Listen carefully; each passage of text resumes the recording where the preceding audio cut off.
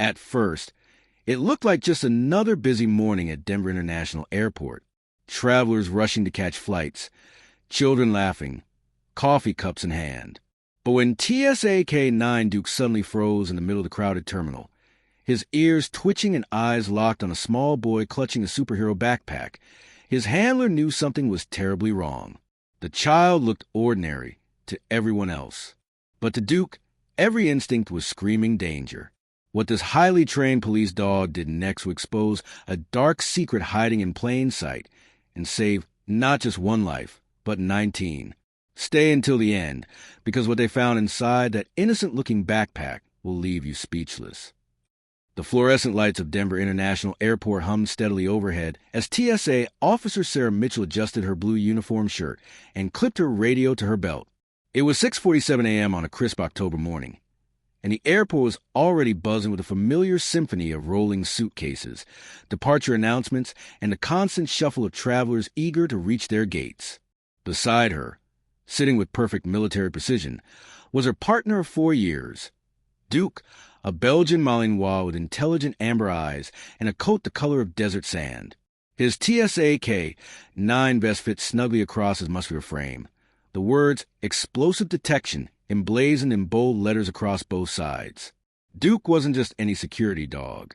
He was one of the top-performing K-9s in the entire TSA Rocky Mountain region, with over 200 successful detections to his name and a nose that could identify trace amounts of explosive materials that even the most sophisticated machines might miss. Sarah had worked airport security for nearly a decade, but nothing compared to the partnership she'd built with Duke. They communicated without words, a dance of subtle gestures and mutual trust that had been forged through countless hours of training and real-world experience. When Duke's ears twitched in a certain way, Sarah knew he'd caught an interesting scent. When his tail went rigid, she understood something was wrong. And when he sat down firmly and refused to move, she knew they'd found what they were looking for. "Ready for another day, buddy?" Sarah asked, running her hand along Duke's head. The dog's tail swayed once, a controlled acknowledgement that he was alert and prepared for duty. They began their morning patrol through Terminal B, weaving between streams of passengers hauling carry-ons and juggling coffee cups. Duke's nose worked constantly, processing thousands of scent particles with every breath. To a casual observer, he looked relaxed, almost casual as he walked beside Sarah. But she knew better. Duke was always working, always scanning, his brain processing information at a rate no human could match. The security checkpoint was already forming long lines. Families with small children struggled to remove shoes and laptops. Business travelers in suits moved with practiced efficiency, their routines polished from years of frequent flying. Elderly couples moved slowly, carefully placing their belongings in gray plastic bins. And scattered throughout were the anxious first-time flyers, eyes wide as they tried to navigate the security protocols. Sarah and Duke positioned themselves near the main checkpoint, where they could observe the flow of passengers and provide an additional layer of screening.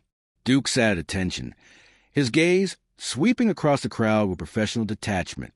His training had taught him to ignore the chaos, the noise, the distractions. He had one job: detect threats. "Morning, Sarah," called out Rick Henderson, one of the veteran TSA officers manning the X-ray machines. He'd been working at DIA since it opened in 1995 and had seen everything from forgotten hunting knives to live lobsters packed in carry-ons. "Morning, Rick. Anything interesting so far?" Just the usual Monday morning madness. 3 people tried to bring full water bottles through, and someone packed an entire Thanksgiving turkey in their carry-on, frozen solid.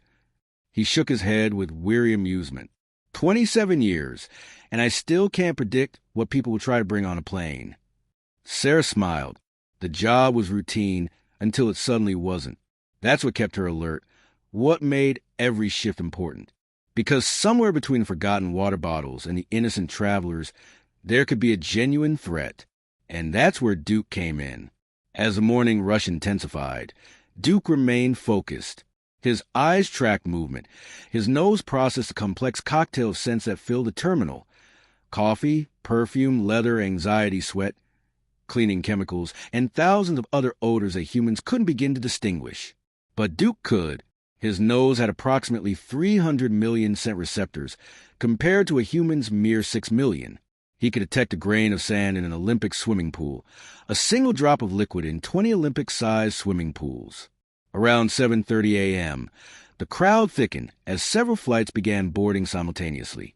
Sarah guided Duke through a systematic sweep of the gate areas, checking trash cans, examining forgotten bags, and maintaining a visible security presence that both deterred potential threats and reassured nervous travelers. They were approaching Gate B, 27, when Duke's behavior shifted. His ears pricked forward, rotating slightly like satellite dishes. His stride shortened and his nose lifted, testing the air. Sarah's hand instinctively moved to her radio, her pulse quickening slightly. She learned to trust Duke's instincts completely. "What is it, boy?" she murmured quietly. Duke's gaze locked onto the crowd near the gate. About 40 people waited in the seating area, most staring at phones or reading newspapers. Families clustered together. Solo travelers claimed individual seats, building walls of personal space with their bags and devices. Everything appeared normal, but Duke had detected something. His body language had changed from casual alertness to focused intensity. Sarah scanned the crowd, trying to see what Duke sensed. Her training kicked in, evaluating potential threats. Unattended bags, nervous behavior, inappropriate clothing for the weather, people avoiding eye contact with security. Then Duke moved, not the calm, controlled pace of a routine patrol, but a purposeful stride toward the seating area. Sarah followed, her hand firm on his lead, trusting him but ready to intervene if necessary. Airport security was a delicate balance between vigilance and maintaining a non-threatening atmosphere. The last thing she wanted was to cause panic. Duke approached a section where several families had gathered. Children's voices mixed with adult conversations. Carry-on bags were scattered around feet and tucked under seats. Nothing seemed out of place, except Duke wouldn't move past a particular row of seats. He stopped, his body going rigid, his nose working overtime, his gaze fixed on something or someone in that area. Sarah's adrenaline spiked. This was the moment where training met reality, where instinct had to guide action. "Duke, what do you have?" she asked quietly, giving him the command to indicate more specifically. The dog took 2 steps forward and sat down firmly in front of a young boy who couldn't have been more than 8 years old. The child was sitting alone, his small hands clutching a worn superhero backpack to his chest. His clothes were rumpled, his brown hair uncombed, and his face carried an expression that made Sarah's heart clench. Exhaustion mixed with fear, the look of a child trying desperately to be brave. Duke didn't bark. He didn't show aggression. He simply sat there, his eyes locked on the boy, his body language communicating clearly to Sarah. "This, right here. Pay attention." The boy's eyes widened as he stared at the police dog sitting directly in front of him, his small body tensed, pressing back against the airport seat. His knuckles turned white as he gripped his backpack tighter. "It's okay, sweetheart," Sarah said gently, crouching down to the boy's level. "This is Duke. He's very friendly. He just wants to say hello. What's your name?" The boy's lips trembled. He looked around frantically, as if searching for anyone who might rescue him from this situation. But there were no adults moving toward him, no parent rushing over to explain or intervene. I'm Tommy," the boy whispered, his voice barely audible above the airport noise. Sarah's trained eyes quickly assessed the situation. The child was alone. His clothes, while clean, looked like they'd been worn for more than a day. His sneakers were scuffed and worn. Most tellingly, he had the exhausted, hollow-eyed look of a child who hadn't slept properly in some time. Duke remained seated, his gaze never leaving Tommy. But something had shifted in the dog's demeanor. The alert intensity was still there, but now there was something else. Something Sarah had seen before when Duke encountered frightened children during community outreach events. His eyes had softened. His tail gave a single, gentle wag. This wasn't the posture of a dog detecting explosives. This was something different entirely. "Tommy, where are your parents?" Sarah asked, keeping her voice calm and friendly despite the alarm bells ringing in her mind. The boy's eyes filled with tears. He clutched his backpack even tighter, and Sarah noticed his whole body was trembling. I can't," He started, then stopped, biting his lip hard. Duke shifted slightly, moving an inch closer to the boy, not threatening but protective. Sarah had worked with Duke long enough to recognize what she was seeing. Her partner had detected something. Yes, but not a bomb, not a weapon. Duke had detected something far more devastating. A child in crisis. "It's okay, buddy," Sarah said softly. "You're safe. No one's going to hurt you. Duke here, he's really good at helping kids. Can he sit next to you?" Tommy nodded slightly, and Sarah gave Duke the signal. The Belgian Malinois moved closer, settling down right beside the boy's feet. His warm presence seemed to have an immediate effect. Tommy's grip on his backpack loosened slightly, and one small hand reached out tentatively to touch Duke's head. The moment the boy's fingers made contact with Duke's fur, something broke. A single tear rolled down Tommy's cheek, followed by another. His small shoulders began to shake. Sarah's radio crackled. "Mitchell, what's your status? You've been stationary at B-27 for several minutes." She pressed a button. "I need a supervisor and possibly airport police at gate B-27. We have a situation with an unaccompanied minor, not a security threat, possible welfare concern." As she waited for backup to arrive, Sarah sat down next to Tommy, with Duke forming a protective barrier between the boy and the rest of the terminal. The dog hadn't moved, hadn't left the child's side, and Sarah realized that Duke had no intention of going anywhere. Whatever this boy was carrying in that backpack, whatever story had brought him to this airport gate alone and terrified, Duke had sensed it. And in that moment, Sarah understood that they weren't just preventing a security threat. They were about to uncover something that would change this child's life forever. The morning shift had just become far more complicated than anyone could have imagined. Within minutes, Sarah's radio call brought Supervisor Linda Chen and Airport Police Officer James Rodriguez to Gate B-27. Linda was a 15-year TSA veteran with sharp eyes and a maternal instinct that had helped her navigate countless difficult situations involving frightened passengers. Officer Rodriguez, a former Marine with 2 tours in Afghanistan, had the kind of steady, reassuring presence that could calm even the most volatile situations. They approached carefully, reading Sarah's body language and the unusual scene before them. A TSA K-9 sitting protectively beside a small boy who looked like he'd been through hell. "What do we have?" Linda asked quietly, crouching down beside Sarah. Duke alerted on him, Sarah explained in a low voice. "But it's not his standard detection behavior. The boy says his name is Tommy. He's alone, no guardian in sight, and he's terrified. He won't let go of that backpack." Linda's experienced eyes swept over Tommy, taking the details that told a story beyond words. The wrinkled clothes that suggested he'd been wearing them for at least 24 hours, the dark circles under his eyes, the way he held that backpack like it contained everything he owned in the world. Because it probably did. "Tommy," Linda said gently, settling down on the other side of Duke, so the dog remained between her and the boy. "I'm Linda. I work here at the airport. Can you tell me what flight you're supposed to be on?" Tommy's voice was barely a whisper. "Flight 2847 to San Diego." Officer Rodriguez was already on his radio, quietly requesting information about the passenger manifest for that flight. Sarah watched Tommy carefully.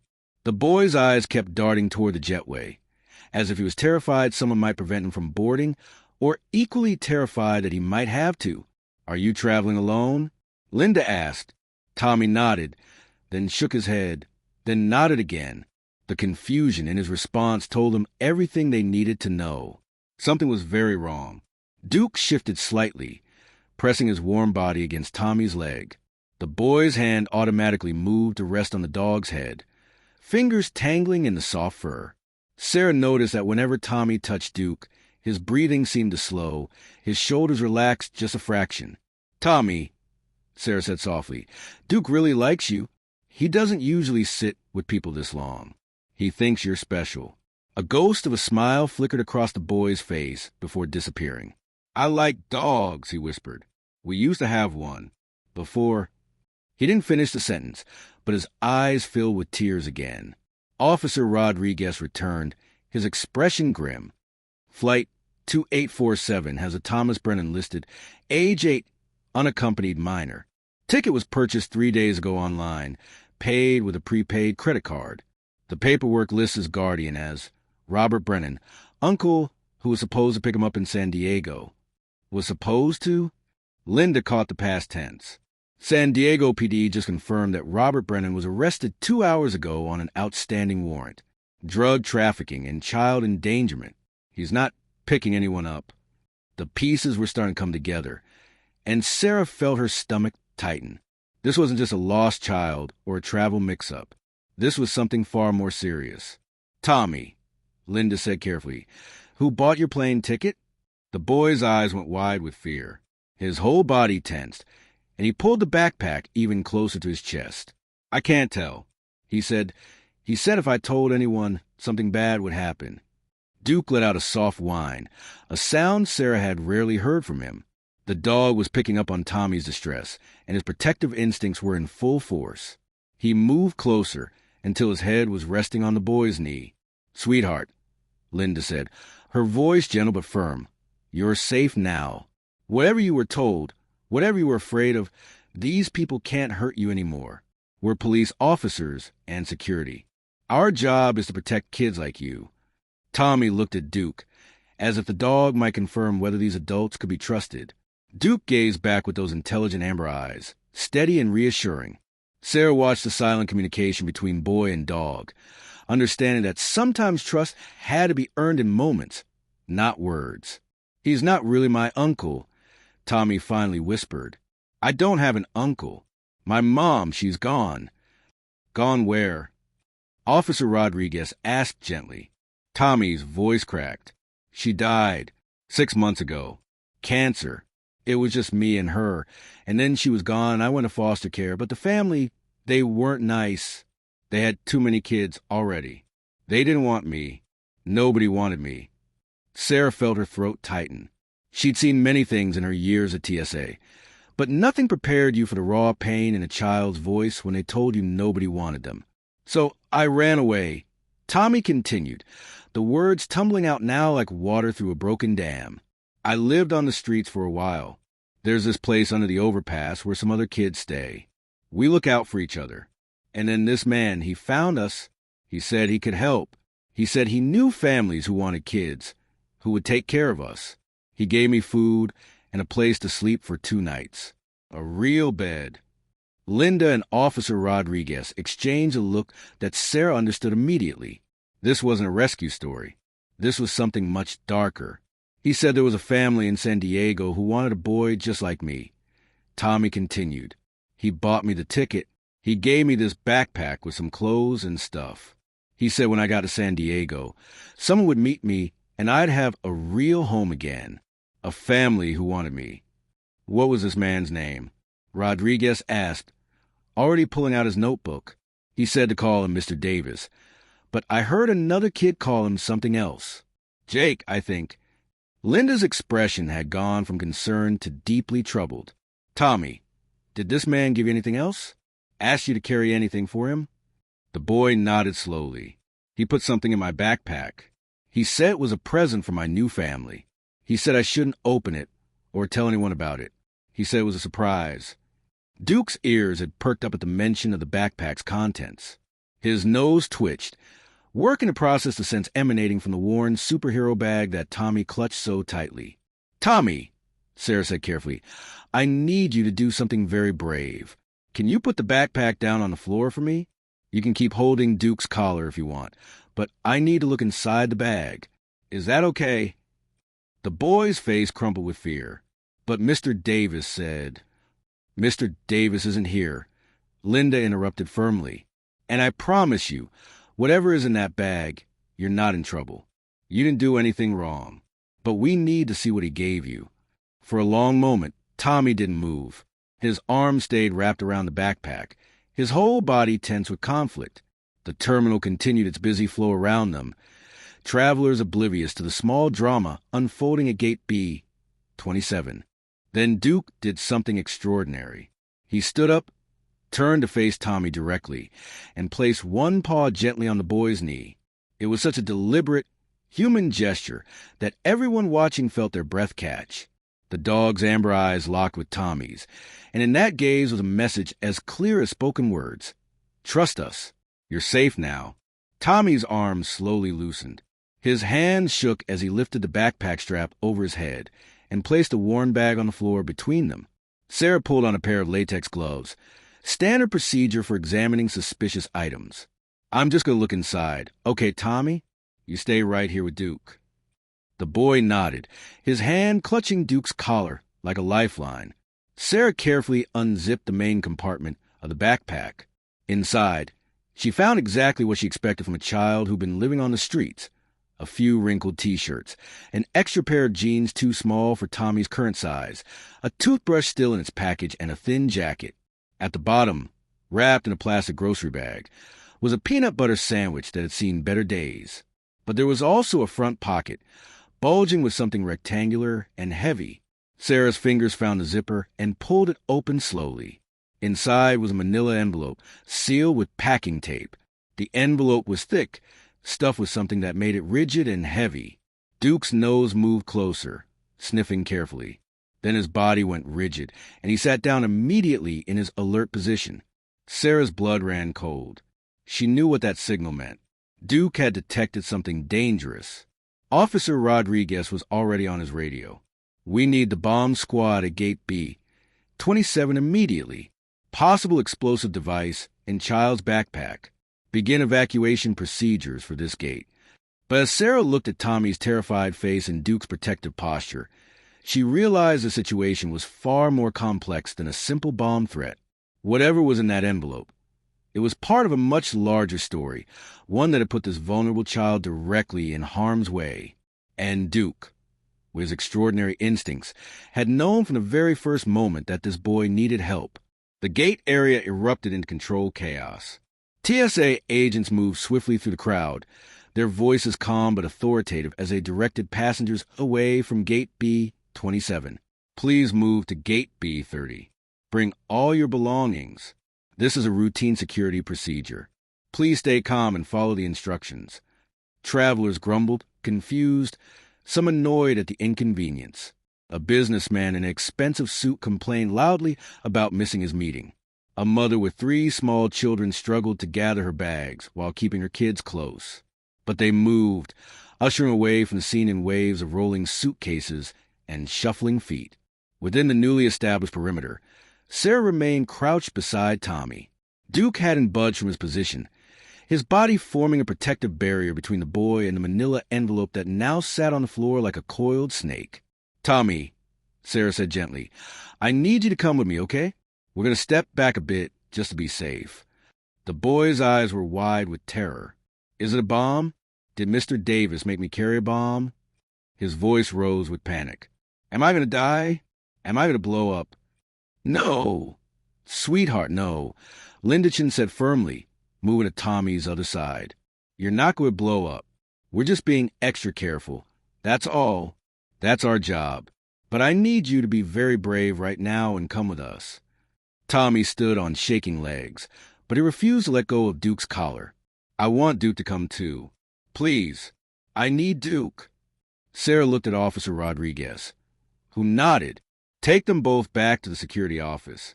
I'll coordinate with the bomb squad. Sarah gave Duke his release command, and the dog immediately moved with Tommy, staying close to the boy's side as they walked away from the gate. Other officers had established a wide perimeter, keeping curious onlookers at a safe distance. Sarah could hear the whispers, see the phones recording from far away. By tomorrow, this would be all over the news. They entered a secure TSA office behind the security checkpoint. A small room with white walls, fluorescent lighting, and a faint smell of industrial coffee. Linda brought Tommy a bottle of water and a package of cookies from the vending machine. The boy sat in a plastic chair, Duke lying at his feet, his hand never leaving the dog's fur. Tommy, Linda began, settling into a chair across from him, I need you to tell us everything you remember about Mr. Davis. What he looked like, where you met him, everything he said to you. The boy's voice was small and exhausted. He was tall, white guy, maybe 40.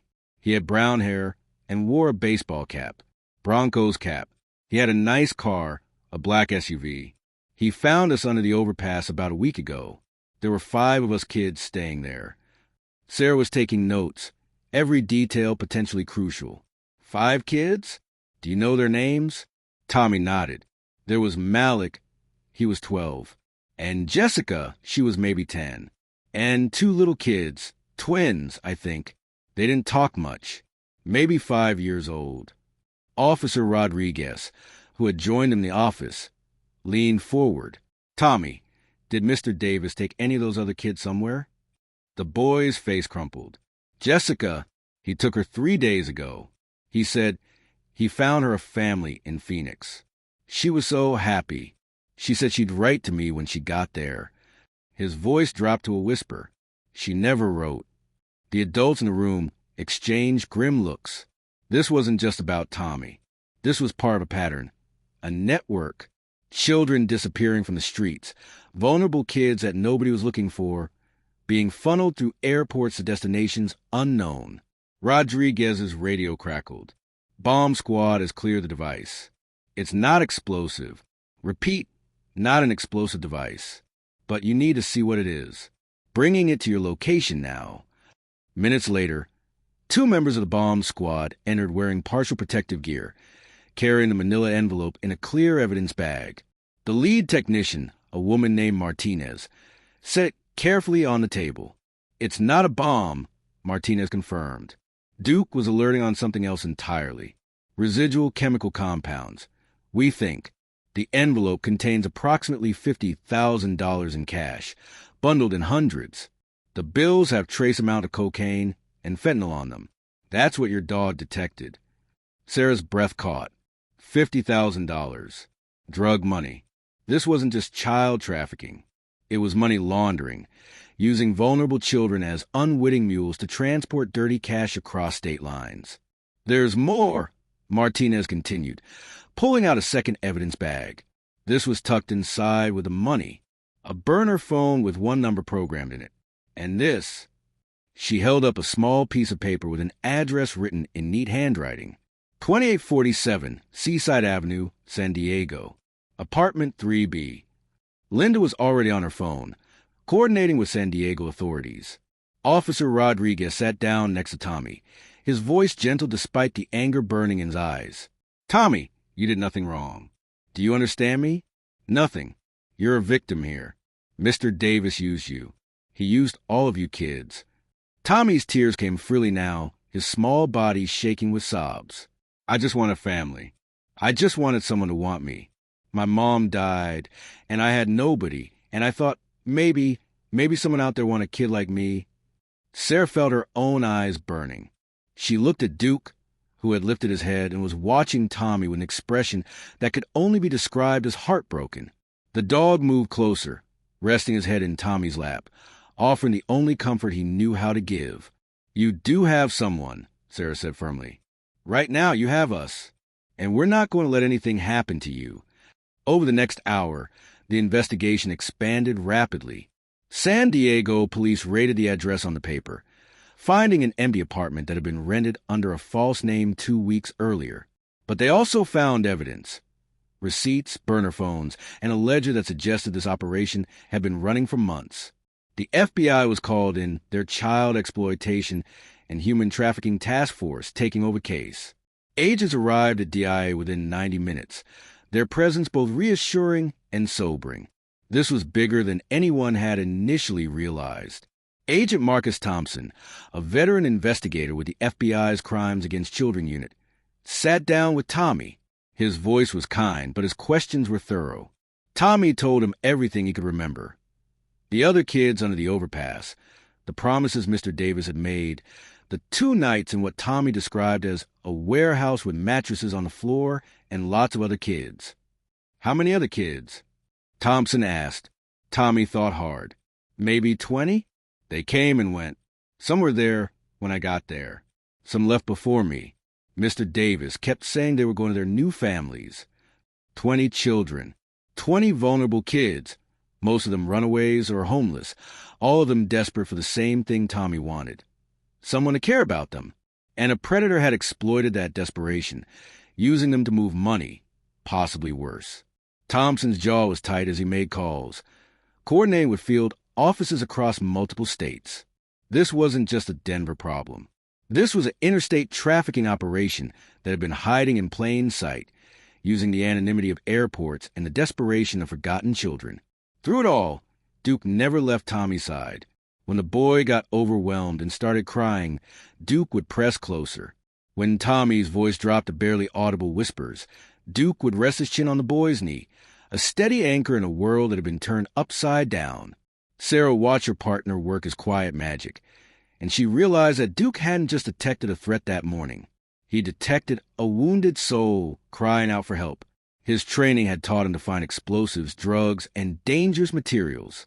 But something deeper, some instinct beyond training, had told him that this particular boy needed protection, needed a friend, needed someone to refuse to leave his side.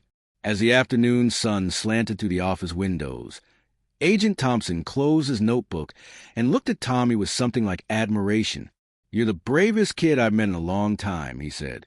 "What you've told us today is going to help us find those other children. You might have saved their lives." Tommy looked up, his eyes red from crying, but clearer now. "What's going to happen to me?" "Right now, we're going to get you something to eat. A real meal, not vending machine cookies. Then we're going to find you a safe place to stay while we figure out the next steps. I have a friend who runs an emergency foster care program. Good people. They specialize in helping kids who've been through tough situations. Will Duke come with me?" Tommy asked, his hands still tangled in the dog's fur. Sarah's heart broke a little. "Duke has to stay here and work, buddy. This is his job. But I promise you we'll arrange visits. And Duke will never forget you. Dogs don't forget people they care about." Tommy nodded, accepting this like he'd accepted so many disappointments in his short life. But then Duke did something that made everyone in the room stop and stare. The Belgian Malinois stood up, walked deliberately to his service vest hanging on a chair, and picked it up carefully in his mouth. He brought it back to Tommy and dropped in the boy's lap. "I'll be damned," Officer Rodriguez whispered. "I've never seen AK-9 do that before." Sarah understood immediately what Duke was doing. He was leaving Tommy with something of himself, a piece of his identity, a promise that they were connected now. "You keep that," Sarah said softly, her voice thick with emotion. "It's Duke's way of saying he'll always be your friend."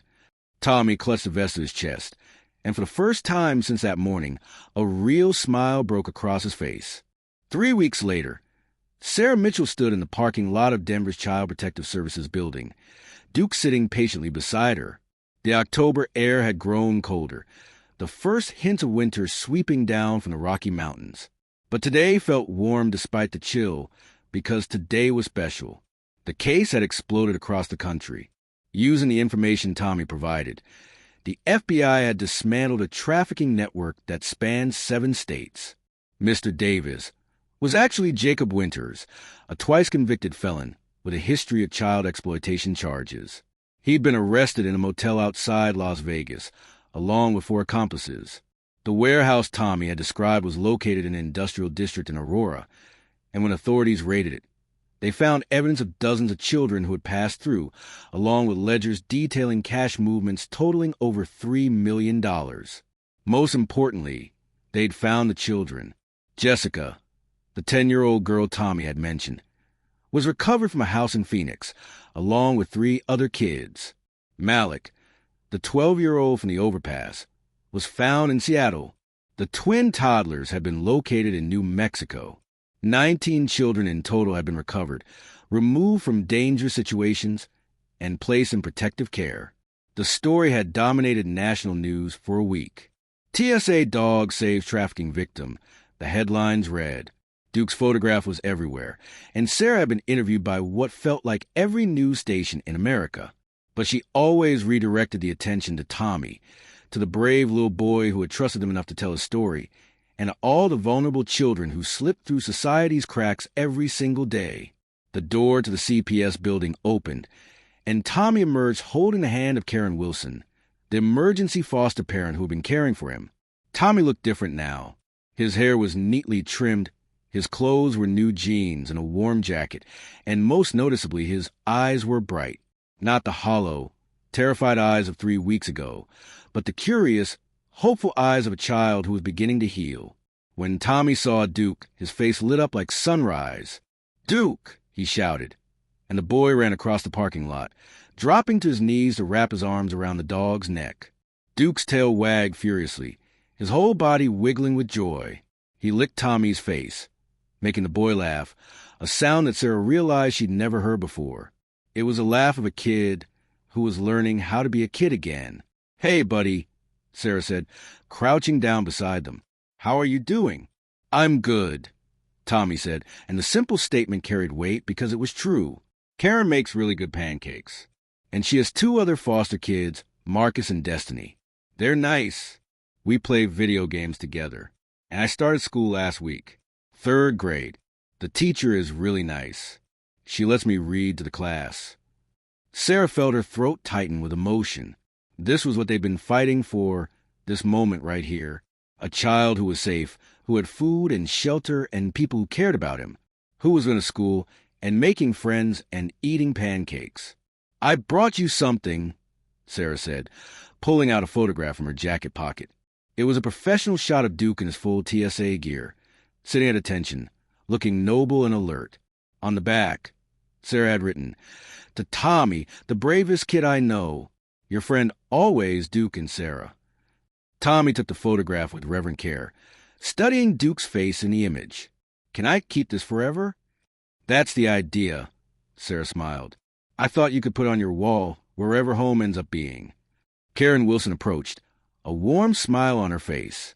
She was a woman in her 50s with kind eyes and the patient demeanor of someone who had devoted her life to helping children in crisis. "Tommy talks about Duke every single day," she told Sarah. "That vest you let him keep? He sleeps with it every night. Says it helps him feel safe." Sarah looked at Duke, who was still pressed against Tommy's side, soaking up the boy's attention. "Duke's been different too," she admitted. "He's always been a great working dog, but since that day, it's like he's more aware, more protective. Yesterday at the airport, he stopped to check on a little girl who was crying because she lost her stuffed animal. That's not normal K9 behavior. He's not supposed to break protocol like that. Maybe he learned something that day, too," Karen suggested quietly. "That his job isn't just about detecting threats. It's about protecting the vulnerable." They spent an hour at a nearby park, letting Tommy play with Duke. Sarah had brought a tennis ball, and Tommy threw again and again, laughing as Duke bounded after with enthusiasm that Sarah rarely saw during his work hours. Other kids at the park came over to pet Duke, and Tommy proudly told them, "This is Duke. He's a police dog. He saved my life." And it was true, not in a dramatic Hollywood way, but in a profound, fundamental way. Duke had seen what others missed, had refused to move past a frightened child, had given Tommy the space and security to reveal the truth. Without Duke's instincts, Tommy would have boarded that flight to San Diego. He would have delivered that money to dangerous people. And then what? The possibilities were too dark to contemplate. As the afternoon sun began to set, painting the sky in shades of orange and purple, it was time to say goodbye. Tommy's face fell, the joy dimming. "Do you have to go?" he asked Sarah, his hand buried in Duke's fur. "Yeah, buddy. Duke has to work tomorrow. We have a morning shift. But I promise we'll visit again. And you have that photograph. And the vest. And you know what?" "What?" "Duke is going to think about you. Every single day. When he's at the airport, doing his job, he's going to remember the brave boy who trusted him. And that's going to make him work even harder to protect other kids." Tommy nodded, understanding but still sad. He knelt down one more time, pressing his forehead against Duke's. "Thank you," he whispered. "Thank you for not leaving me." Duke was perfectly still, accepting the boy's gratitude with the dignity of a creature who understood the weight of what had happened between them. Agent Marcus Thompson had stayed in touch with Sarah, providing updates on the case. The trial wouldn't happen for months, maybe years. But the evidence was overwhelming. Jacob Winters and his network would spend decades in prison. More importantly, new protocols were being established at airports nationwide, training TSA officers and 9 handlers to watch for signs of trafficking, to trust their instincts when something felt wrong, to understand that threats came in many forms. Tommy's case had changed policy. It had opened eyes.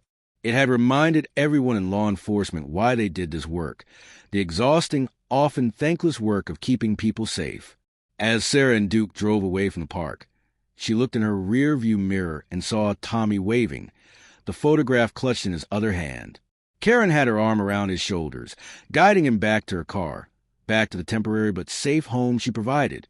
"You did good, partner," Sarah told Duke, reaching over to scratch behind his ears.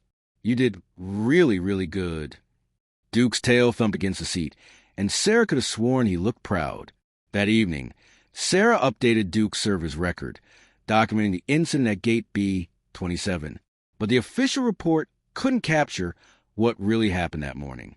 It couldn't describe the moment when a highly trained detection dog looked into a child's eyes and saw not a security threat, but a scared little boy who needed someone to refuse to leave his side. It couldn't explain the mysterious alchemy of trust between species, the way a dog's instincts could cut through procedures and protocols to find a human truth beneath. It couldn't quantify the value of one small life saved, one child pulled back from an abyss. 6 months later, Sarah received an envelope in the mail. Inside was a drawing, done in crayon on construction paper. It showed a boy and a dog, standing side by side. Above them, in careful third-grade handwriting, Tommy had written, "Duke is my hero. When I grow up, I want to help kids like he helped me." At the bottom, in adult handwriting, was a note from Karen Wilson. "Tommy has been officially adopted by a wonderful family here in Denver. They're keeping me updated, and with their permission, I wanted you to know he's thriving. He's in counseling. He's doing well in school, and he still sleeps with Duke's vest every night. You and Duke changed his life. Thank you doesn't seem like enough, but thank you." Sarah pinned the drawing to the bulletin board in the TSA break room, where every officer who passed would see it. A reminder why they showed up every day, why they stayed alert, why they trusted their partners, both human and canine. Duke, lying at her feet during her break, looked up at the drawing and then at Sarah. His amber eyes were calm, knowing content. He'd done his job. He protected someone who needed protecting. And in a world that often felt too big and too broken, that was enough. That was everything.